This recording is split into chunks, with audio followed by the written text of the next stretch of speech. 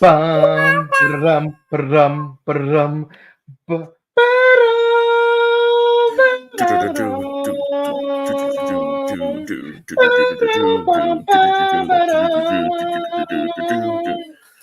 All right, I just want before we even get started with this show, I'm just gonna say this right now, ladies and gentlemen. I don't know a damn thing about Doctor Who.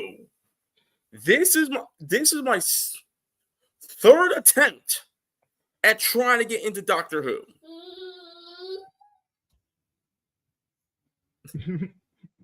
And I'm all up for goofy stuff because Eric Roberts is my boy. Shouts to Eric Roberts. But this was such a 90s going into the new millennium movie. I thought I was watching Strange Days for a second. For anyone wondering, yes, welcome to the Buttery Show. I'm Mike. Wait, hold on. We need to fix some stuff right here because we are set. We are set for like Morphin Network type of stuff. Hold on, give me a second. Okay, give me one quick second. Okay, here we go. Give me one quick second. You're doing that. Yeah. No, you're good. There we go. A little late, but okay. But yes. So, for those of you wondering, welcome to the Buttery Show, where we do the buttery thing of watching movies and video games and discussing them. In the month of December 2023, in honor of the 60th anniversary of the Doctor Who franchise, and to welcome our newest Doctor, whose name is still difficult for me to pronounce, Mr. Gatwa. Okay, I'm gonna just call him Dr. Gatwa. And yes, Leo, you got that excellence thing going because it's homeboy from the Barbie movie. We are gonna do 3 Doctor Who movies and specials to commemorate the 60th anniversary.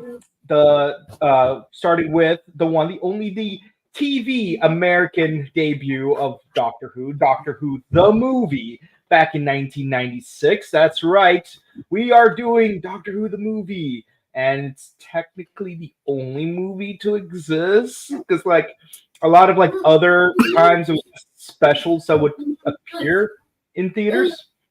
But we're gonna get to that later. Right. But yeah.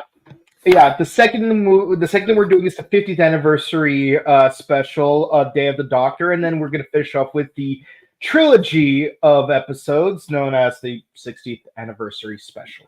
It's 3 episodes for the price of one Buttery Show video. And I am your veteran your veteran Whovian, and he's your newbie companion. So here we are. What's a newbie?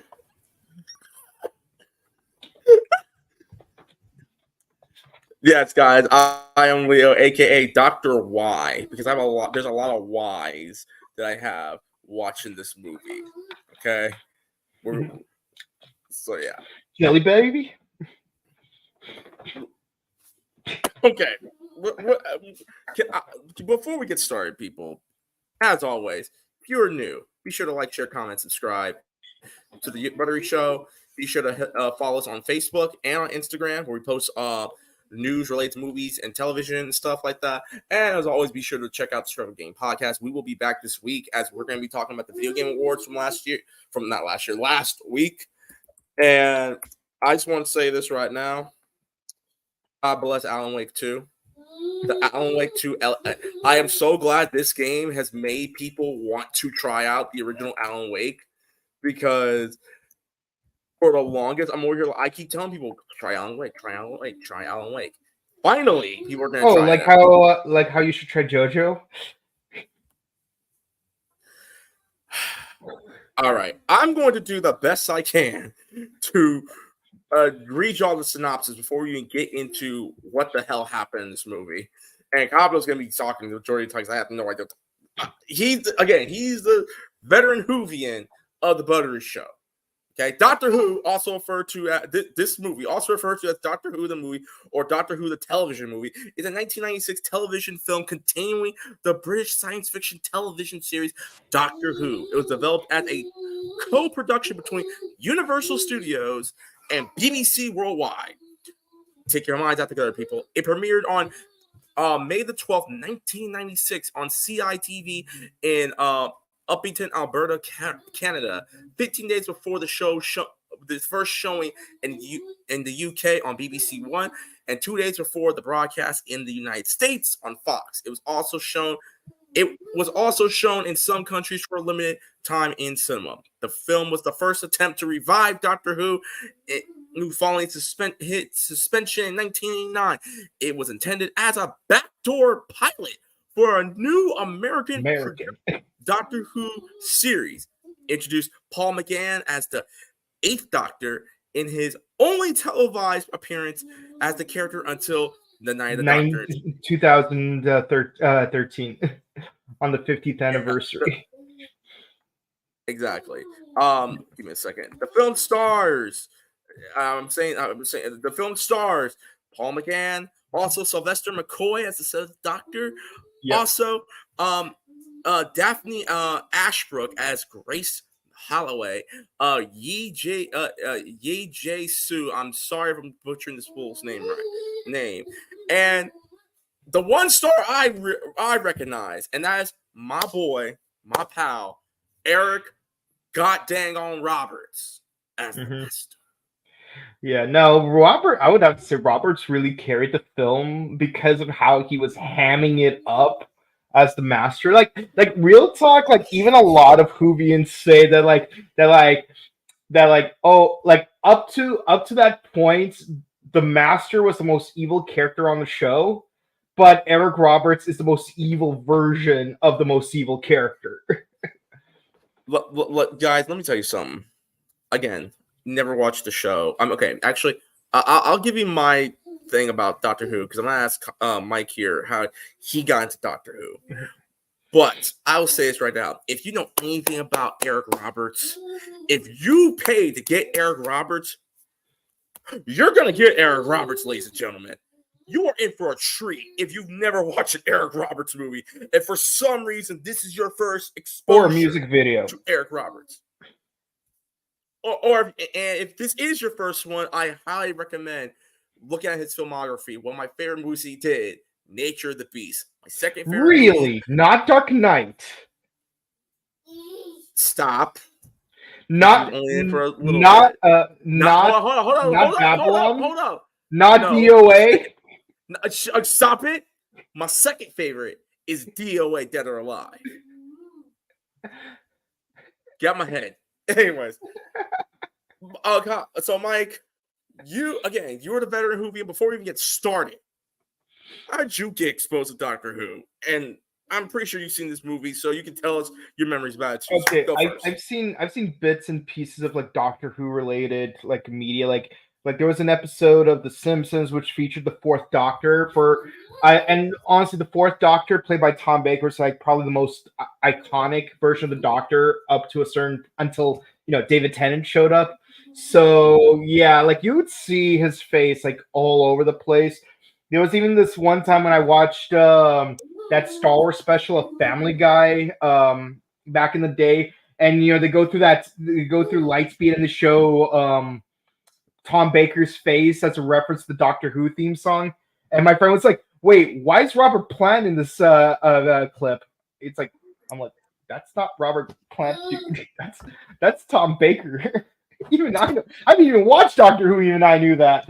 No, but ultimately, like any other story, this one started off with a woman. I had a classmate in my AP Physics class who was into Doctor Who. She showed it to me. It was the episode. It was a David Tennant episode where like they're on that spaceship and they have to answer like 42 quiz questions. And yeah, that's pretty much where I got hooked on it. As far as the movie goes, like there was like no way to watch Doctor Who the movie until like I got Netflix for the first time, and literally the first DVD I got from Netflix, because there was a time when you would get DVDs on Netflix. That was the big. I remember. Those are good old days. We are the foreign film on Netflix that you ordered. You returned the film. We came back 2 business days later. No, hey! Remember GameFly? Oh god, I remember the commercials for Gamefly. Like this dude had this like nerve on his head. Where's not his Yeah. okay, yeah. Because it's like you have to finish a game quickly enough before your rental expires, so you like pop it in and then get a new game in its place. Yeah. But yeah, so like very first movie I ever rented out on Netflix was literally Doctor Who the movie. The second was Scott Pilgrim. Okay. Yeah. Okay. It was a fun movie. It was a fun movie. I really enjoyed it. It gave me like Indiana Jones vibes, Terminator 2 vibes. It gave me Back to the Future vibes. It was amazing. Second time I've ever seen it was when I was on my first day with ex, who I'm not going to go too much detail into, but they were into Doctor Who. It was like there was like no, but they haven't seen the movie yet. But it's like, oh, they're doing the Doctors Revisited specials, on August. They're going to do one on Paul McGann. Maybe you could come over and we'll watch the movie, and then one thing led to another. But the point is, the only time since its premiere that they showed Doctor Who the movie was in August 13th, I'd say, or is it the 30th? There was definitely a 3 on the date in 2013, because every month they were doing a Doctor Who special on the 1st through 11th Doctors to lead up to the Christmas special where Matt Smith regenerates to Peter, who, by the way, is my favorite. And yeah, that's pretty much it. That's my exposure to Doctor Who and Doctor Who the movie. All right. So check this out. As I said before, I don't know a damn thing about Doctor Who, and this was not my first attempt trying to watch it. I was literally fresh out of high school. Mm-hmm. And my friend, you remember my friend at my birthday party, the girl, she tried exposing me to Doctor Who because because all I saw was a sonic screwdriver, and I'm like, what the is this? And I just hear about Doctor Who all throughout my final 3 months of senior year. I'm like, what the hell is Doctor Who? So my exposure to Doctor Who came in January of 2014. It was at a mutual friend of my brother and I's house. Mm-hmm. They had a Doctor Who themed birthday where they showed all the current Doctor Who. So it was the 9th Doctor, homeboy who played Malekith from Thor 2: The Dark World. I can't remember the fool's name. Because I remember him specifically because the chick who plays Rose, I was saying she was British Topanga with Hoochie Mama earrings. I remember her.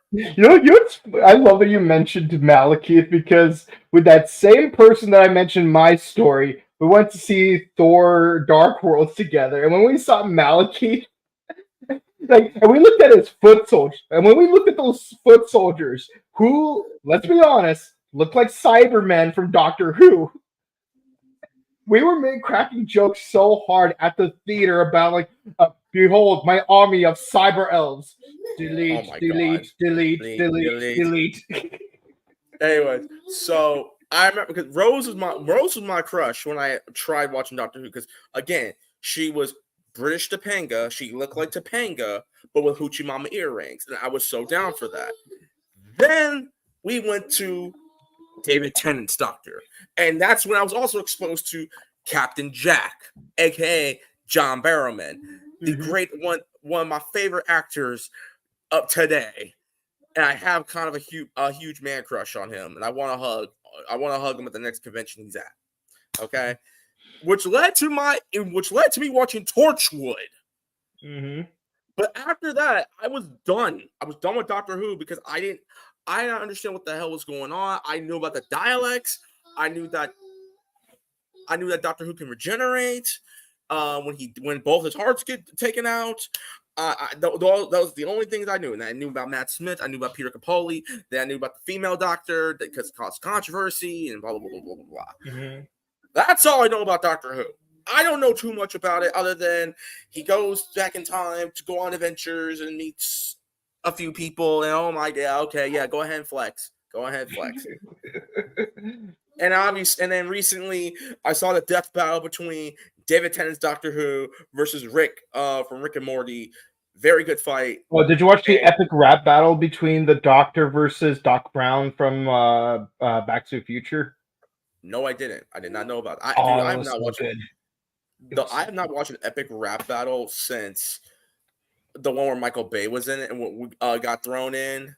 That was way after the Doctor Who versus Doc Brown episode. Yes, that was the last time I watched epic rap battle. Actually, if you don't mind, it's called the Doctor. It doesn't really matter who am I even talking to. But that's so going to this movie again. I'm going with a fresh, clean slate, and I gotta tell you, I was so effing confused for the first half hour watching this movie.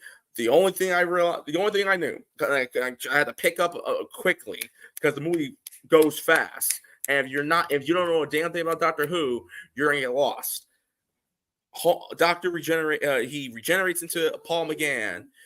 It has the hots for Grace Holloway, which I'm not gonna lie, she fine as hell. She a baddie. She a baddie, okay?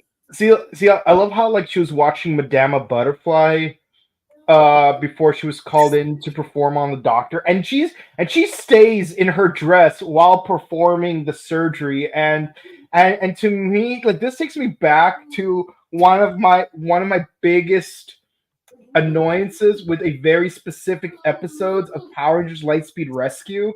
It's boy. What is this thing on your wrist? It's ruining your dress. It makes you look unfabulous. It's clashing. No, it makes her look better because it says, I'm ready to go to the opera, but I'm ready to save lives if I have to. Which to me is beautiful. I look, I'm just gonna say this right now.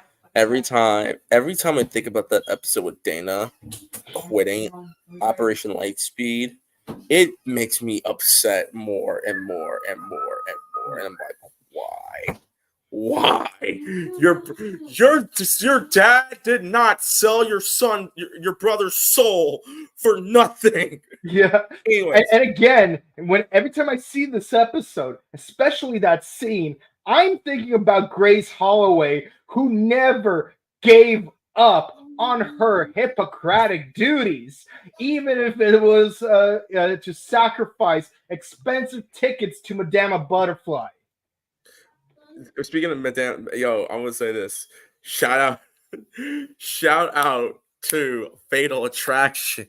Because the last time I heard about the Madame Butterfly was when I watched Fatal Attraction for the 30th anniversary of that movie. Shouts to our boy Mike Fallon. He helped me with that review, and I was so excited to talk about that movie. Anyways. See, I could never forget Madame Butterfly because that is the name of Bayonetta's demon, so... Oh, my Jesus. Anyways. I mean, it's true. Her name is Madame Butterfly. Okay. Outside of that... then the Asian boy getting hit, getting saved by the doctor because he was about to get hit in the drive-by. Yeah. Eric Roberts gets possessed, and then they have to find some piece of the machine so they can put it in the TARDIS, and that way Eric Roberts can't. Yeah, so that way Eric Roberts does not take the doctor's body and switch because apparently the Masters used all his lives and now wants the doctor's body so he can get all his lives back. And then, that's everything I picked up. Okay, so let's start with the basic. What are your thoughts? What are your thoughts on the set design for the TARDIS? Because this Tesseract, the interior, it changes from season to season. It always looks different every single time. It should not every Doctor gets their own unique design for the TARDIS. but it does change from time to time because the original design was just like this white enclosed space with just this thing in the center, and then like there's and now but by the time we get to this movie, it looks like you got like a parlor, a library, a temple from Indiana Jones. Like here's another set piece inside the TARDIS where like you see the Eye of Harmony. What are your thoughts on the set design? I think the set designs are great. The I know what the TARDIS looks like on the inside because again, you said it changes, and I do remember a lot of time when it was changed during David Tennant's season. I love the set design, and considering the fact that I know that the vast majority of Doctor Who takes place in the UK, this movie taking place in San Francisco really did help westernize Doctor Who for me, so I could understand just a little bit on how the show runs and the story goes.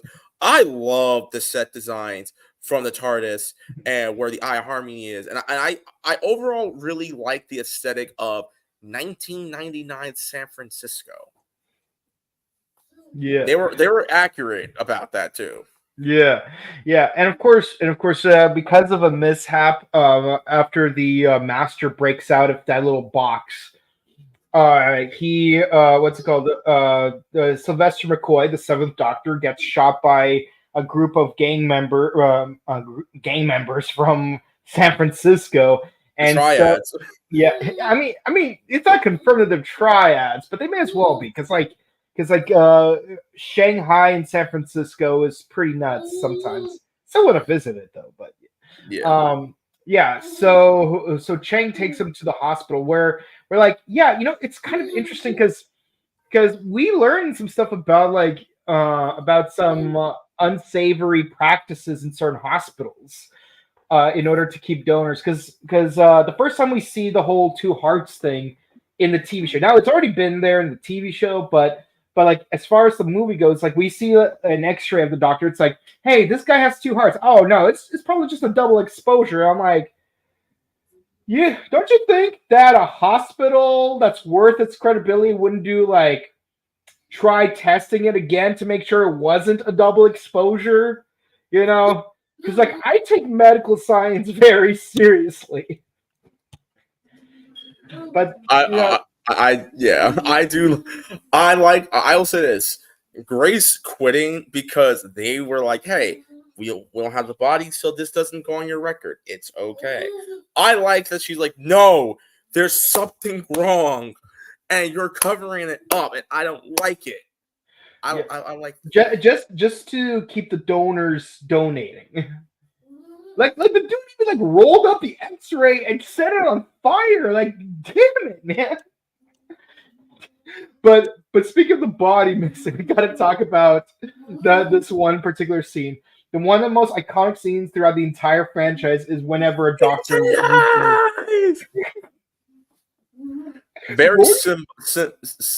Very symbolic that we were using footage of Frankenstein to talk about the regenerating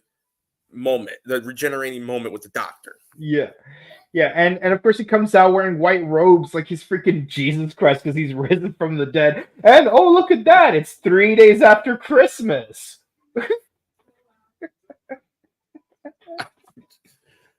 Oh my god! And I'm just kidding. It's actually 6 days. But who's counting? Doctor is. But I love that one line that that one exchange between the coroner and Dr. Holloway, where it's like, where do you think he would have went? Oh, you think he went to a better hospital?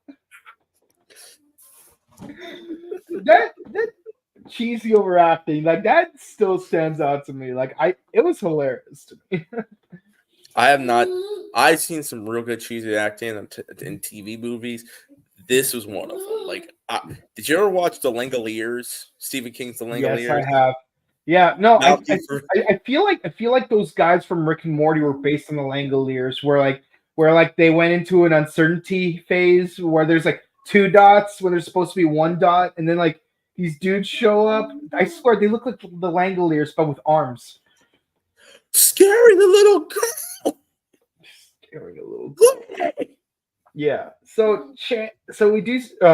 And meanwhile, while the doctor is being wheeled off to the hospital, the master, who has like this like oozy snake form, takes over the body of Eric Roberts. And I have to say, that reveal where like he's like standing at the window, it's like, don't call me Bruce, call me the Master. And then choked out his wife apparently. Yeah, with those green eyes, like,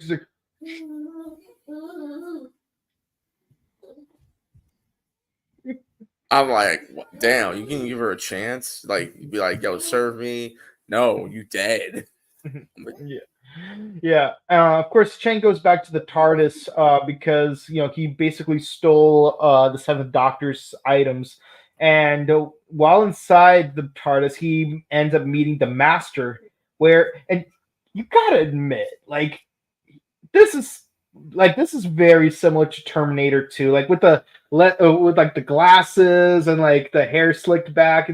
It's like if you told me this dude was a Terminator, I wouldn't question it. Bro, I swear to you that the director of this movie really was inspired by Terminator 2 because Eric Roberts was a full ripoff of the T-800 from T2. I would say he's the T-1000 because he's the smooth talker. Yes, but at the same token, he's dressing like Arnie. So again, he legit was like, "Hey, look at this. I'm Arnie. I'm Arnie. I'm gonna ham it up. I may not be Arnie. I'm gonna ham that up." Yeah, and what's interesting is like he tells them it's like, oh no, the Doctor's the villain. He stole my body, and he's using up all my lives, and I have to get back into my body so that I don't die. And somehow, like, Chang believes it. Like, you believe. Okay, keep in mind. This dude, Chang, saw Eric Roberts' character earlier in the scene because he was the one who picked up the Seventh Doctor and had him right. And like, hey, listen, I know you don't know him, but what's his name? Blah blah blah. Right. So you would think after seeing this fool again and realizing how sus he is, you would second guess everything he tells you. He doesn't do that because he also promised him gold dust. Gold dust. Yeah. Gold dust is still worth money, but I don't know. I would say gold brick would be more substantial. If you ask me. I mean, you probably get the gold dust, make it into a solid, get yourself about a good 20 G's in 1996 money. Pretty good. No, 1999 money, because 20 G's. You could do a lot with 20 G's in 1990s money. So, yeah, and we are introduced to the Eye of Harmony, which was in the TARDIS this whole time. Now, I want to be perfectly clear: this was never brought up in Doctor Who prior to this movie. So this room was just sitting there for the past 26 seasons without a single word about it existing. 26 seasons. Wait. There was 26 seasons before they rebooted it? Yes. Jesus. And hold on. You said something earlier. You said 60 years this series has been going? Yep. 1963 was when the show first aired. Jesus Christ. Mm-hmm. Yeah, like I said, 2013 was the 50th anniversary. Yeah, this really shows how much I do not know about Doctor Who. All I know is the longest running anything is Godzilla and Kamen Rider and The Young and the Restless. I actually, it's kind of impressive that we went this long. We went 30 minutes without bringing up Kamen Rider, but let's bring it up anyway since you brought it up. Both shows got canceled the same year, 1989. Oh, no. Let me say it right. 1989, another summer. Get down. Silence with the fucking drummer. And they both had a reboot/remake in 2005 because Doctor Who had its reboot in 2005 with Christopher Eccleston in the episode Rose, while Kamen Rider had a remake in 2005, and you could check it out on our Scrub Rider the Club. First. on God, I love our that SoundCloud. movie. Actually, no. To be fair, excluding Kamen Rider the First, Kamen Rider the Next, it got rebooted. We got an actual good. We actually did reboot it with Kuga in 2000. Yeah, but I'm saying, but the point is, they both had some kind of revival in 2005. Okay. But and also during the hiatus, they both had films in the 90s. Yeah, one was okay. The other one was pretty good, and the third and Kamen Rider Shin. Oh man, let me tell you something about that. I know they were trying to do a horror movie with Kamen Rider. Let's just say, without going super rated R, people, if you're trying to make sure your friend's gonna be okay, never ever tell your girl to treat him good, make him feel good. Don't do that. Don't do that. Don't Halle Berry this fool like in Monsters Ball. Don't do that. Don't do that. I'll leave it at that. Yeah, no, I'd rather have Halle Berry from Kingsman. No, Halle Berry from Monsters Ball. You know what? If anyone ever watched Monsters Ball, you know what I'm talking about. I ain't gonna say it out loud though, because we might have kids watching. So Yeah, no, but for real though, like it is funny how like there's a lot of intertwining between these two series, one from UK, one from Japan. It's crazy, man. It's crazy, man. But yeah, no. Let's see. So like, the Doctor has to like find himself because he has partial amnesia, and of course, Howie kind of helps him out. It's like, oh, he really does have two hearts. And I think Steve Steve Moffat kind of wrote a funny phrase about it where it's like she had her heart stolen by someone who has two. he has three hearts now.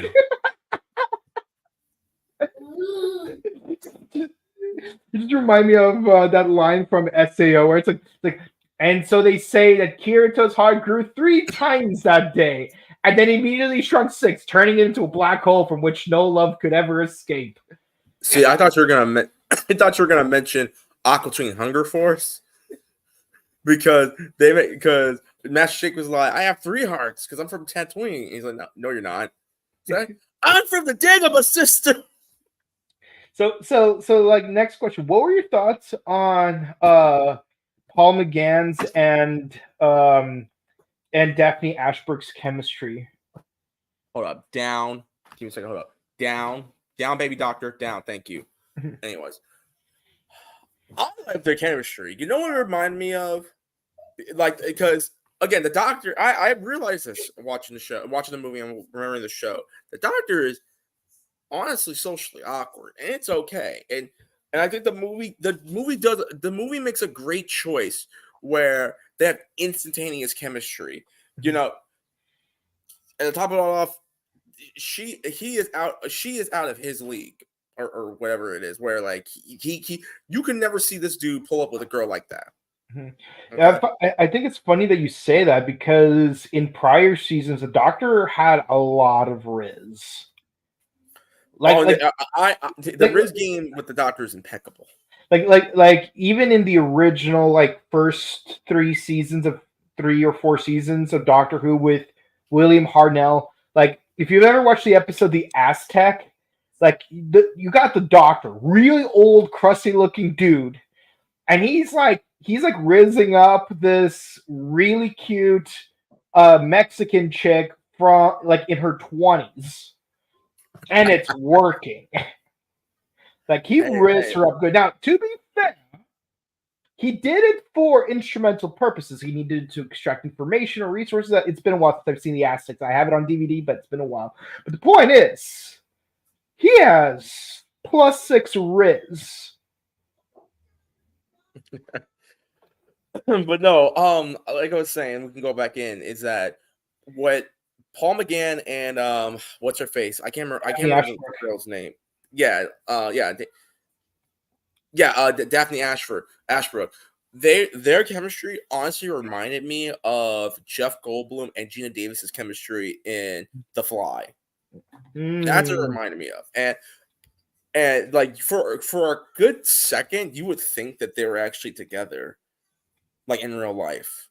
But obviously it's Doctor Who. So but I love their chemistry. Yeah, and I love their banter. Right. Throughout the whole movie. So No, I I enjoyed agree. I love that chemistry and the way he like romantically talks about Puccini and Da Vinci and Gallifrey and like how what the fireworks on like, the meteor storms in Gallifrey were like, and that's where we get what was at the time one of the most controversial scenes in the entire franchise: the Doctor kissing his companion. This was the first time it has ever happened in the entire franchise. Really? Really. And a lot of Whovians were pissed. Why?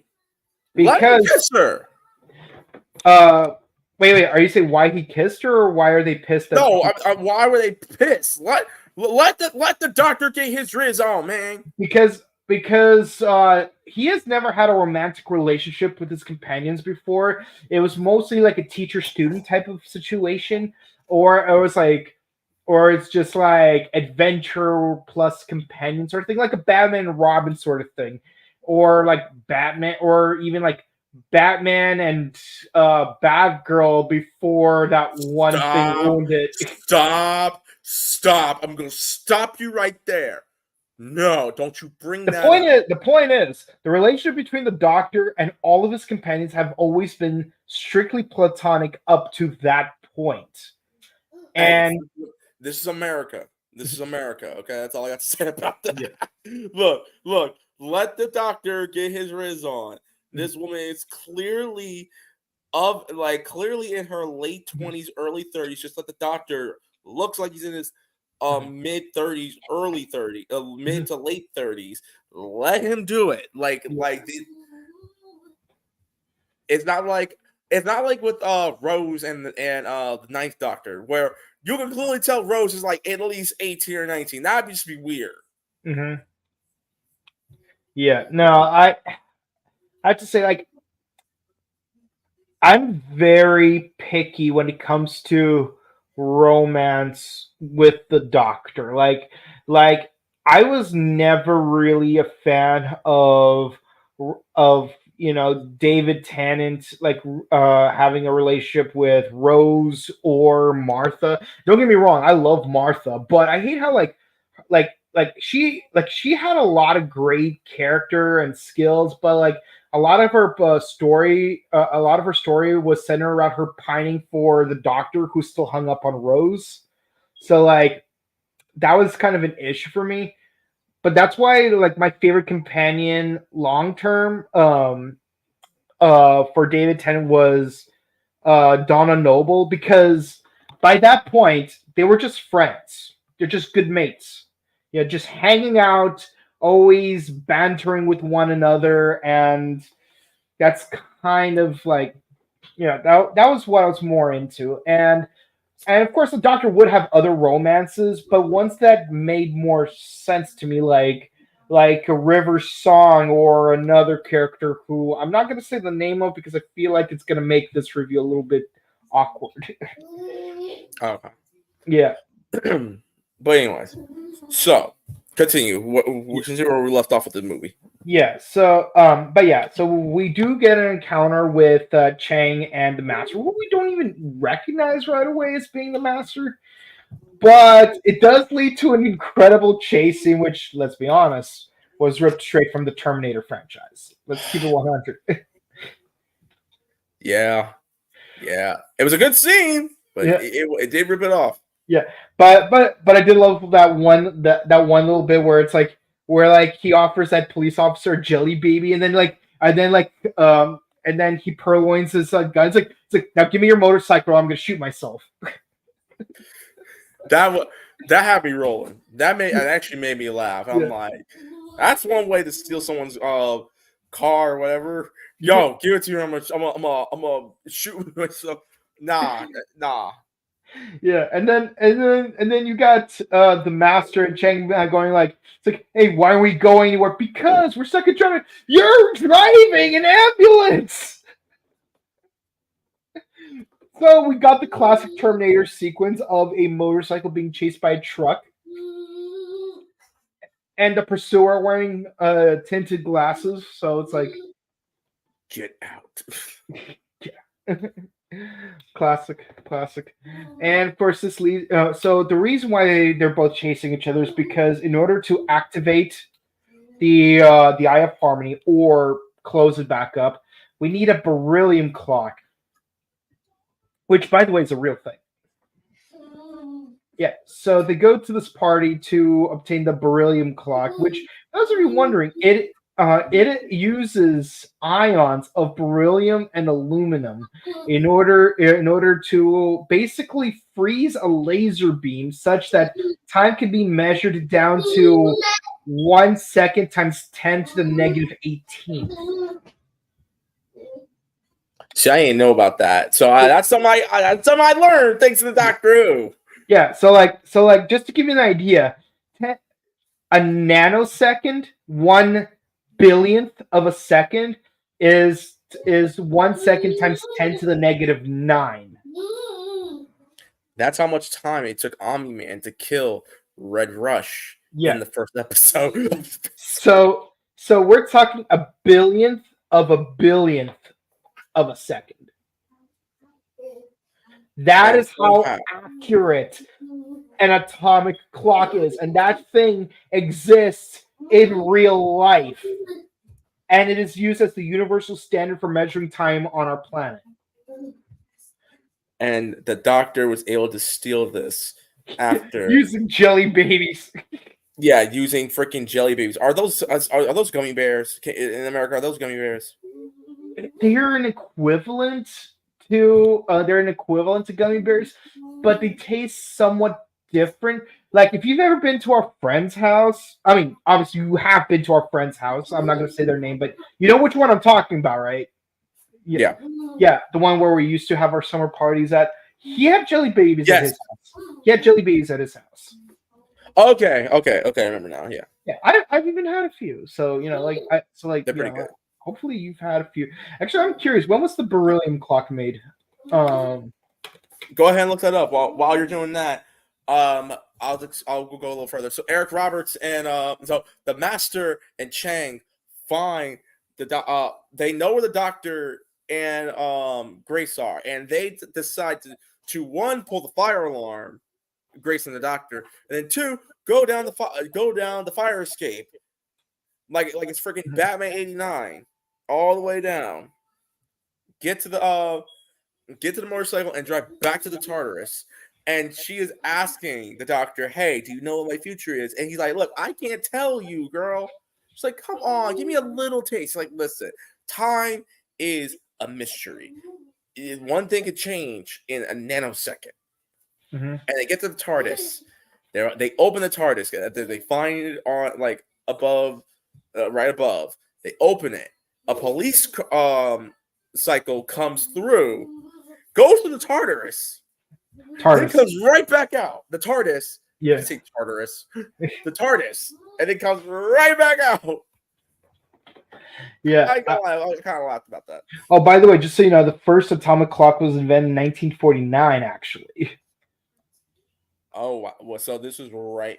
Yeah, this is right after the Manhattan Project. They're like years after the Manhattan Project, huh? Yeah, yeah, but I think the movie was supposed to feature like a newer version that's more powerful and more accurate, basically. But yeah, the modern atomic clock can measure time accurately to the nearest 1 second times 10 to the negative 18. So it's 1/1000th of a billionth of a second. So you never have the excuse of having a late clock. But yeah, no, we get the final temple scene from Indiana Jones and there's something of something. Actually, it's kind of funny how the latest Indiana Jones actually does involve some kind of clock. Yeah. So the Doctor is like, so they're like, hey, listen, maybe what if what would do like a time displacement or whatever with the beryllium clock, where it has time go backwards in order to A, close the Eye of Harmony, and B, takes out the Master or wherever the hell they close the Eye of Harmony, and it doesn't work. So the Doctor's like, listen, why don't we reverse time? So as they're trying to do it, Grace gets possessed by the Master and knocks his ass out cold. It's judo chop. Yeah. So as it turns.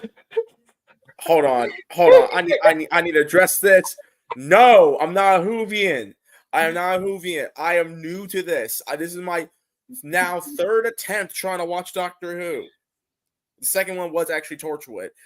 This is my third attempt watching Doctor Who, and what better way than to watch the pilot that never launched the 90s version of the show. Yeah. Sadly, the pilot did not do so hot. I mean, by which I mean this movie. It did not do really well in America. Kind of makes sense because back then, like, Doctor Who was such a niche subject matter in America, even more so than Kamen Rider is in America. And that's saying something. Actually, do you know how? I'm curious. How niche was Super Sentai in the 90s in the US?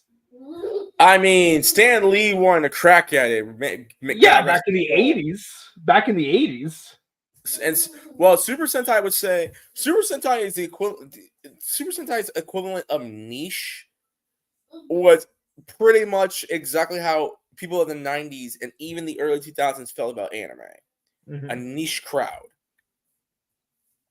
Yeah. Not that while there were a number of Whovians in the US back in the 90s, there weren't probably enough to like convince people to want to have a Doctor Who TV show in America. Well, clearly the 2005 series proved them wrong. But much like with Power Rangers, Doctor Who and Power Rangers, the question wasn't an issue of if, but rather when, because very likely a 90s crowd, it would be more invested in watching Power Rangers than an 80s crowd. And much the same, a 2000s crowd would be more interested in watching Doctor Who than a 90s crowd.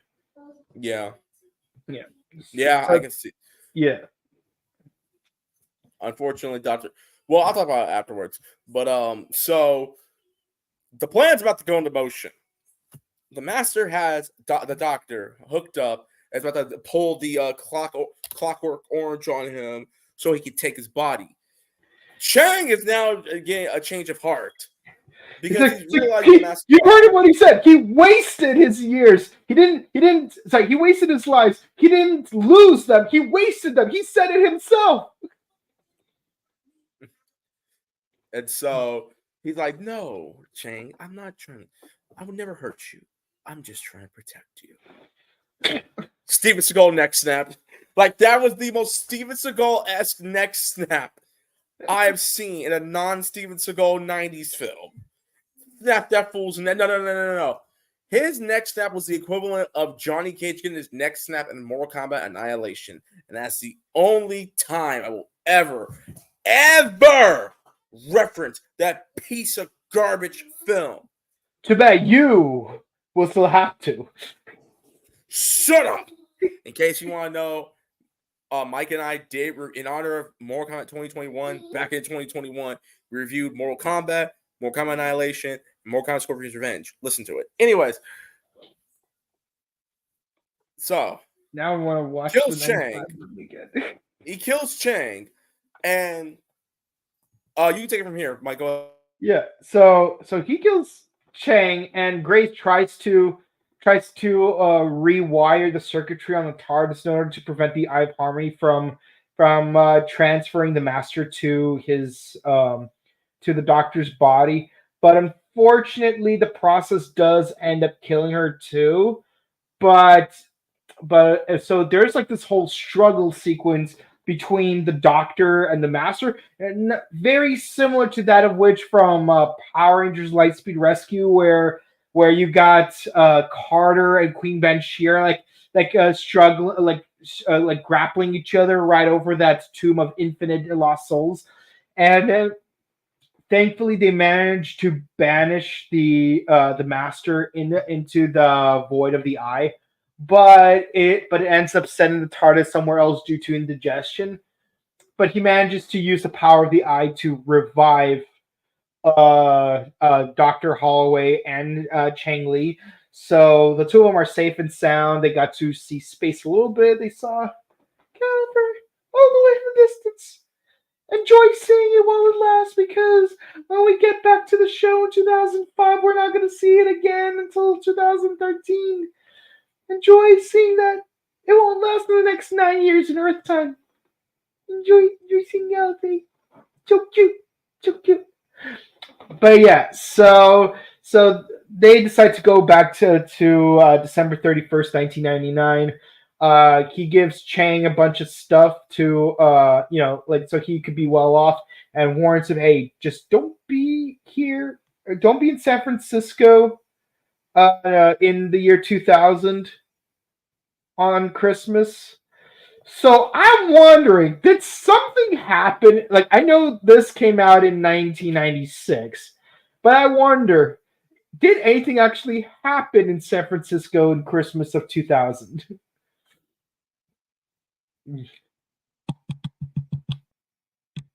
No, because Y2K was a sham. That's why. We all know the theory of Y2K was a freaking hoax, just like 2012. Yep. Well, I can make jokes about 2012. We're all gonna jump in John Cusack's limo, and we're gonna get to one of the arcs of Noah, because there's like 3 of them in that damn movie. I love how back in the day, they made a trailer for 2012, using footage from the John Cusack trailer, but what caused the end of the world was Sarah Palin becoming president. I remember that. And my favorite part was when Palin says, thanks, but no thanks to the road to nowhere. And it cuts to like that bridge being destroyed. We're not gonna go. Damn good editing right there. Whoever. I'm not gonna go there with you. Anyways, so did you talk about Grace going blind, but then figuring out that she can save the day? Yep. Okay, so she goes back to save the doctor, and the freaking master is so pissed, and he's growling at this point. He's like,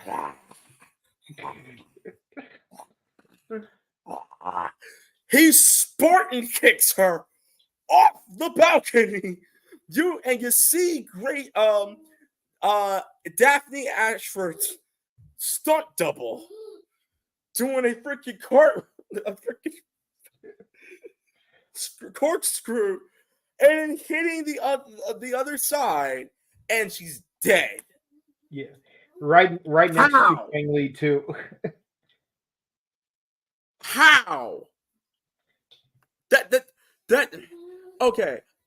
I've seen enough 90s movies to know that a kick like that would not kill someone unless you're the Terminator. He's but not the Terminator. He is. He's got the glasses and everything. Chang, come with me if you want to live. Okay, this is what I gotta say to you about that. I'm here to tell you right now, we don't care. Let me tell you, we don't care. Jerry.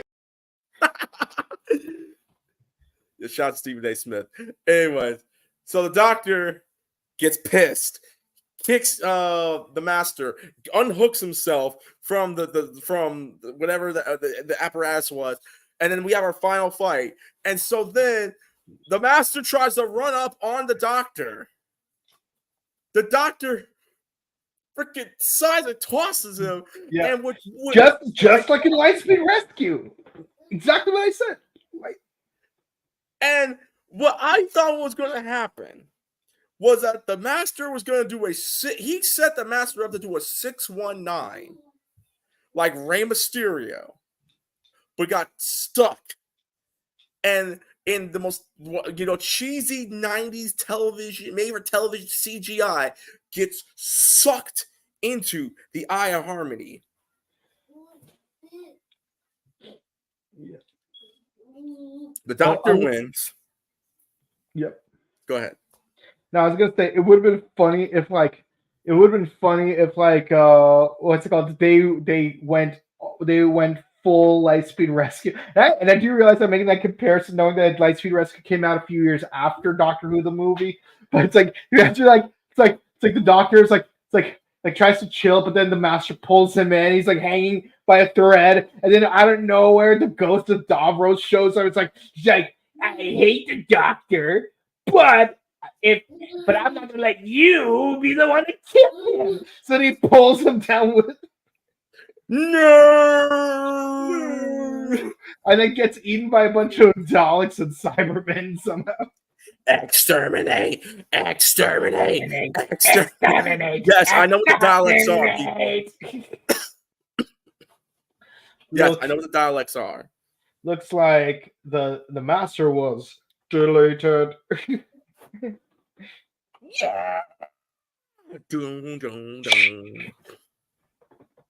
Yeah. Actually, here's the equivalent of, because I don't have the CSI Miami, but here I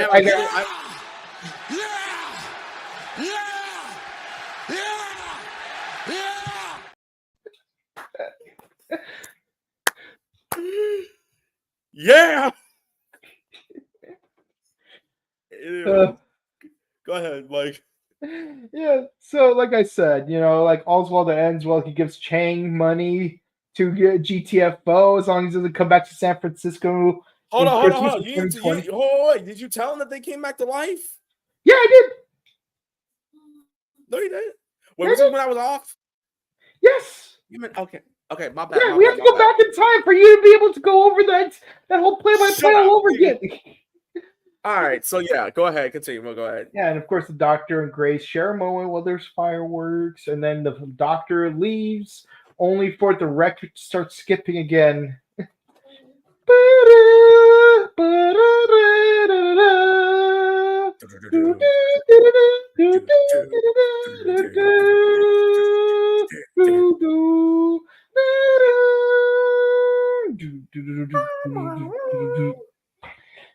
And that was Doctor Who the movie. Yeah.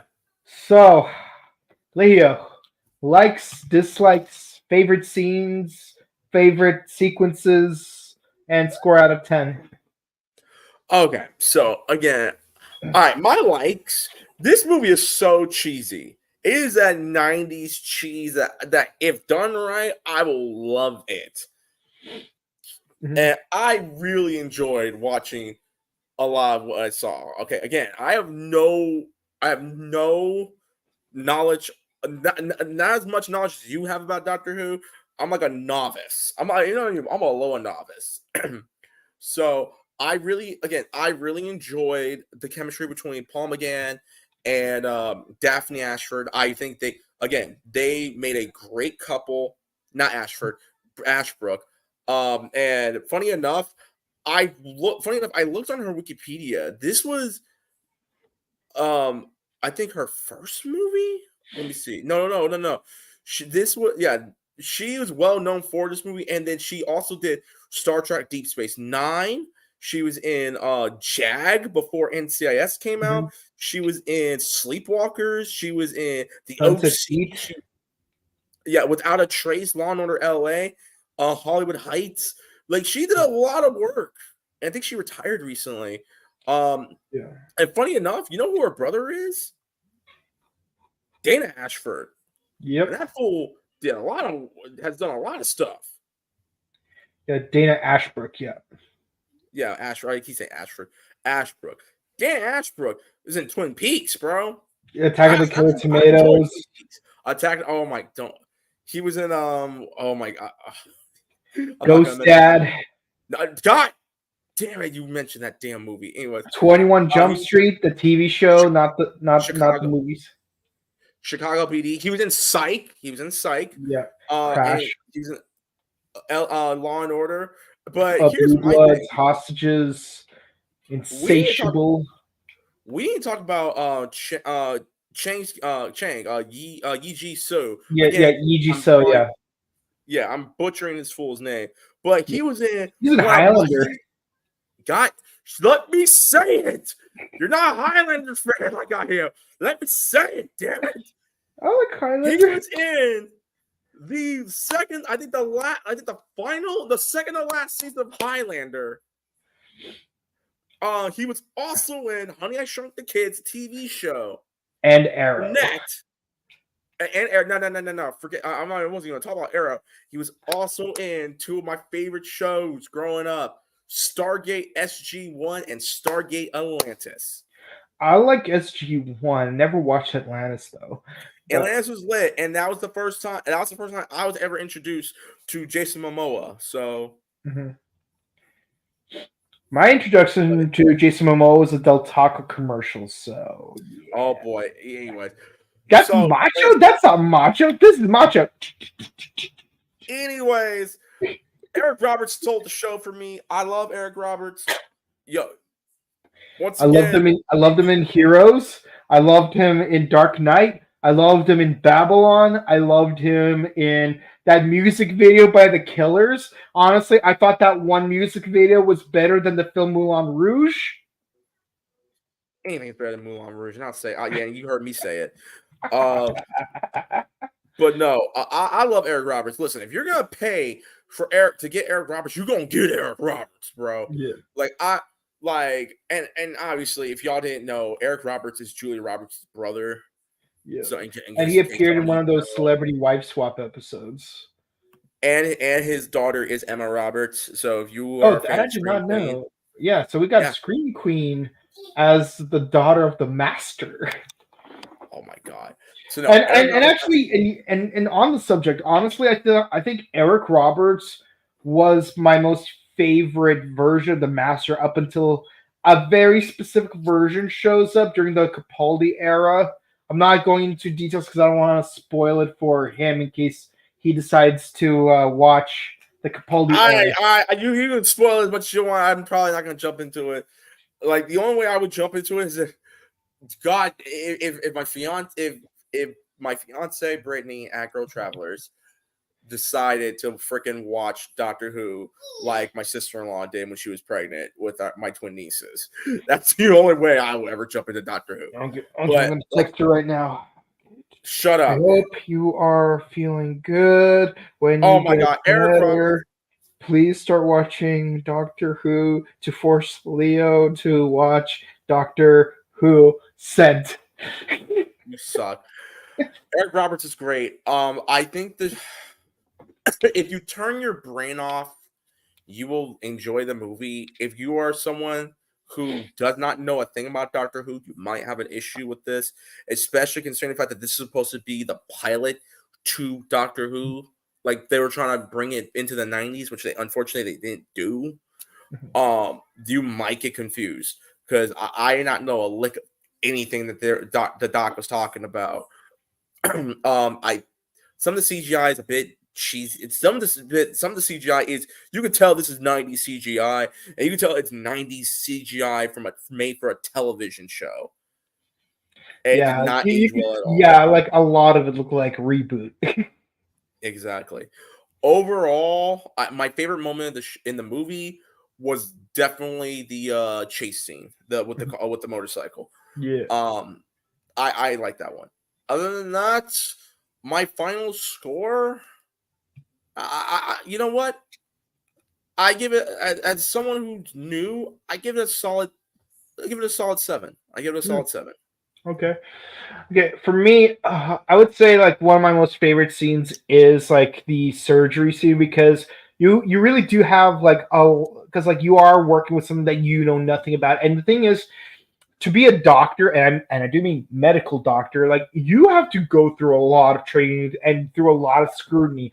Some schools, they only accept the top 2% of applicants because they don't just want good people as doctors. They want the best of the best of the best of the best of the best of the best.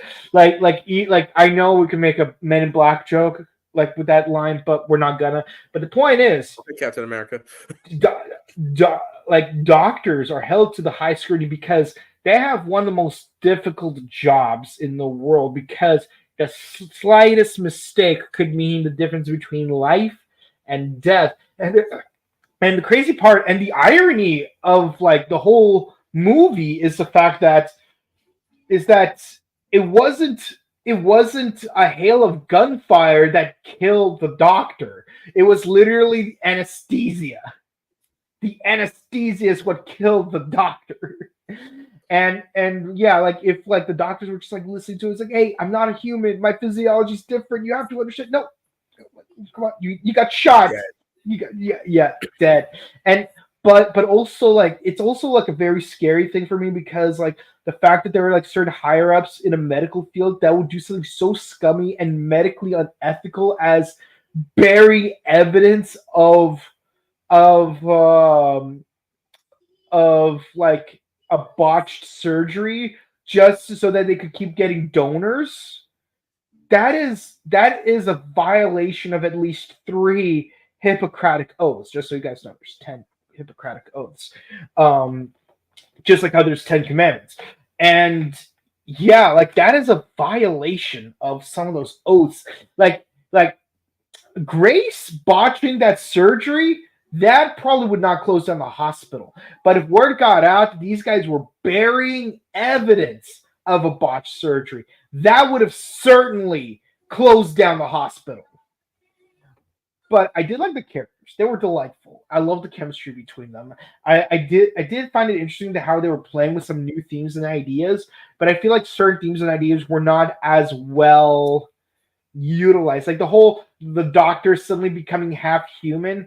I wish they did more with that. Like what does it mean that he's half human now? Because with like Superman, when his son was revealed to be half human, it meant that he has all of the powers of a Kryptonian with none of the weaknesses. And they did use the whole like crystals analogy, where crystals develop the characteristics of the minerals they're surrounded by.